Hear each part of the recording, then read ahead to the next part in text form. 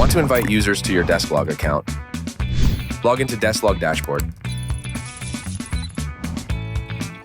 Step 1.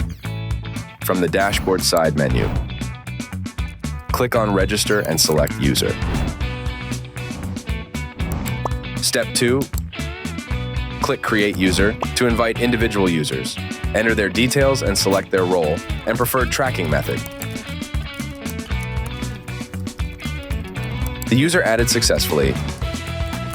Optionally, to add bulk users, click Import Users. Add unique email IDs for each user and assign roles such as Admin User Manager or Team Leader. Then upload the details and click Upload. Desklog will send invitations to all users via email.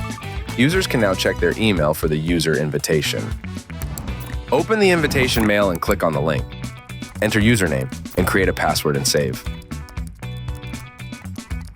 They can then log in using the provided user ID boost team productivity with Desklog today.